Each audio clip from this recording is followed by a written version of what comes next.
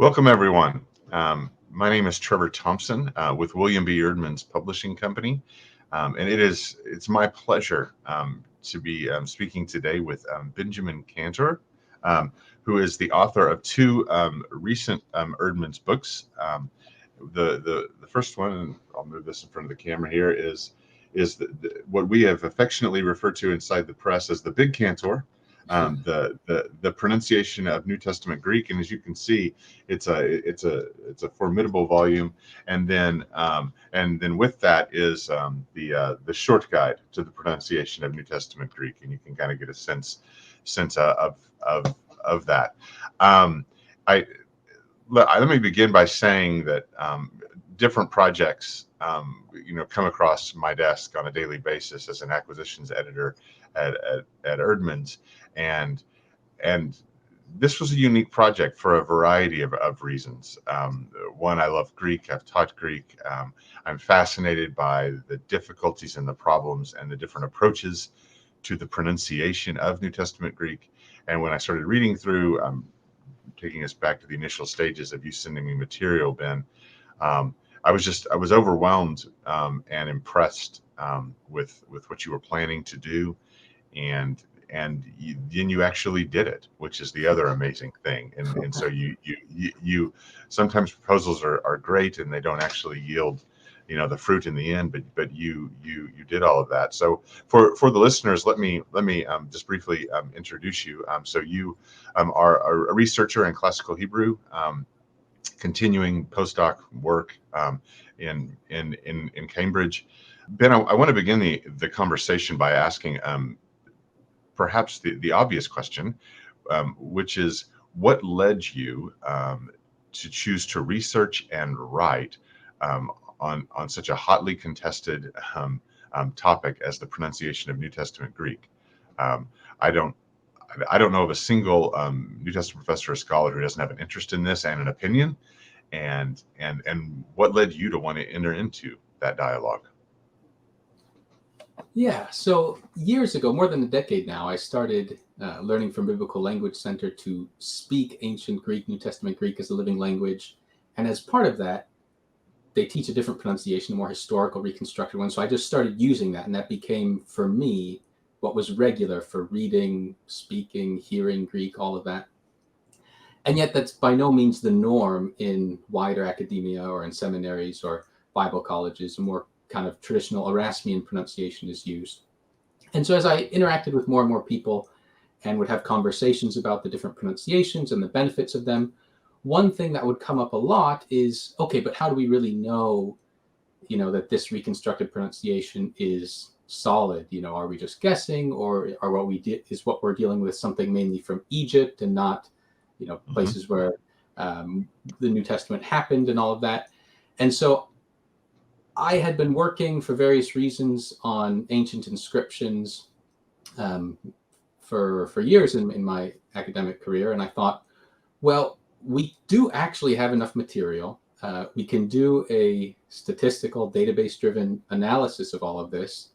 And so let's actually do it. No one's done it for Judea-Palestine. So let's look at all the inscriptions, all the papyri we can to get all the data. We have it, so we don't have this problem anymore of, oh, well, we don't really know.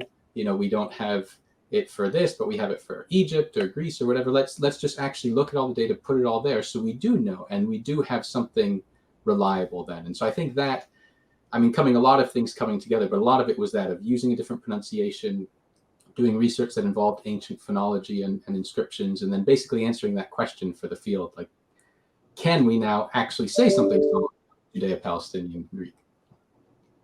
Right.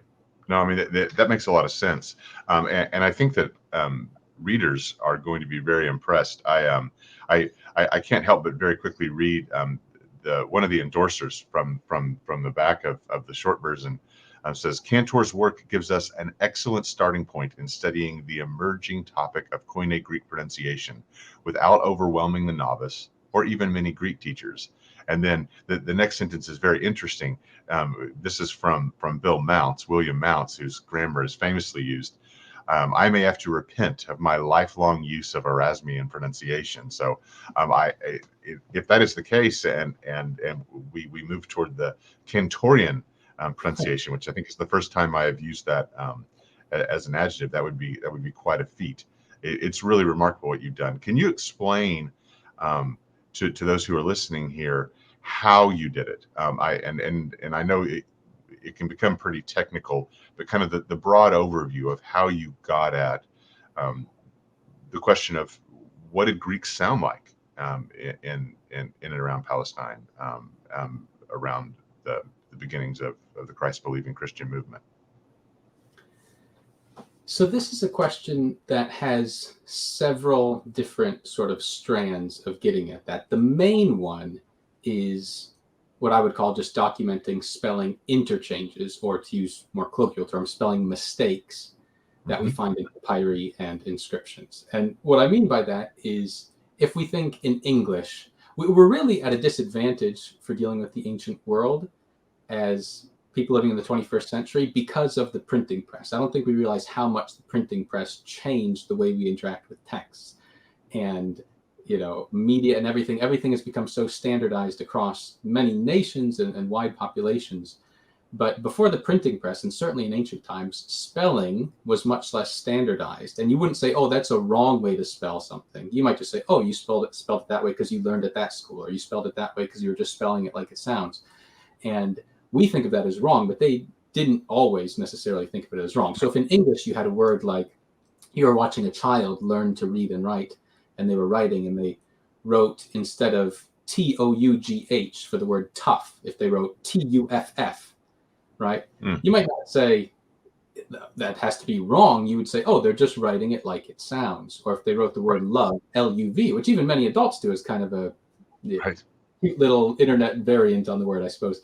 Luv instead of Love, you could say, okay, so Lov is pronounced like love, like a U in that context. And you could imagine all sorts of words where spelling mistakes would actually betray how something's actually being pronounced. Now you might think, okay, but is that really enough? And what many do when they approach this topic is they'll say, oh, look, I found this spelling interchange in this ancient inscription, or this here, or this there, and say, therefore, it must have been like this. But it's really not enough to just find one, or just say, oh, here, I find it here in this place and this time. So that says everything. What you need to do is gather up not just all the places where they spell it wrong, but gather up all the places where they spell it right, and do statistics and percentages and map them over time and place. And that way you can actually say, okay, if in this century they were spelling it this way 1% of the time, and then in the next century 5% of the time, and then in the next century 20% of the time, and the next century 50% of the time, then with those statistics you can actually say something quite exact, or at least more accurate, about how things changed over time. And mapping things over a long span of time allows you to do that.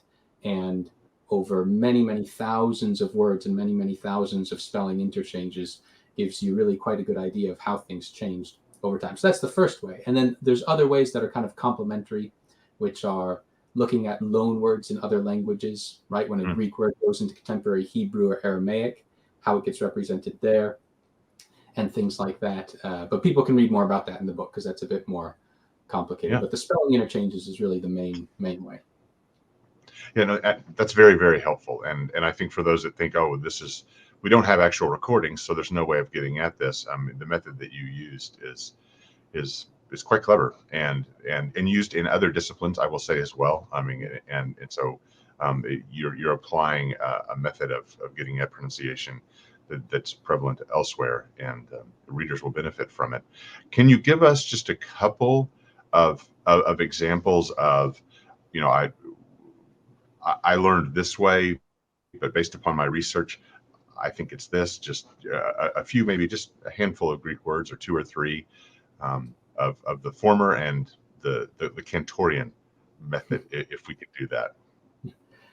Well, I suppose one comes to mind recently because it actually led to some confusion as I was talking with a colleague, where he was saying something like crema, and I was like, he's saying crema like thing, but he was saying crema like word, and so that would be one example where that rough breathing, the spiritus asper, as it's called, right, at the beginning of words or on ro, that was fading out in the Koine period, right? So you would just say rema and so forth, or retor. Now there was at a higher register people who still maintain that, and that's actually one of the things that's interesting in this book. Is a lot of what comes out of it is you see layering and you see registers and you see differences.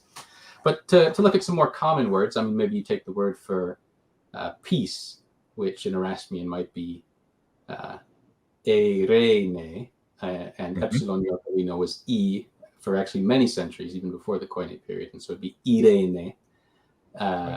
Other ones might be where you have alpha iota, right, which is conventionally I in traditional Erasmian, so something like what many in Erasmian would pronounce as chairein. It's actually herin, right? And even a little nuance there with the he, you pronounce it slightly more palatal when it's before a front vowel. So herin, right? Versus chairein or something like that. So these are just a couple of things. And of course, it might seem like little tiny details. Why does this really matter? But it all adds up to be a phonology, and it all adds up to be a language, right? The language isn't the text. The language is what the text represents. And so if we think of the spelling, the pronunciation as something that's just supposed to help us remember spelling, we've gotten it backwards, right? Because suddenly we're constructing something to help us remember something that's supposed to point to the pronunciation. And so we've gotten this backwards circle. So it all adds up to be a coherent phonology, which is the basics of the language upon which morphology, syntax, grammar, everything else is built. So it adds up these little details. Let me just say personally that thank you for doing all of this work. I've taught Greek for many, many, many years, and so now I'm in the process of revising the way my own brain thinks about things and works through texts and trying to practice the Kantorian system on my own. Let me wrap up our conversation here together by just encouraging readers again.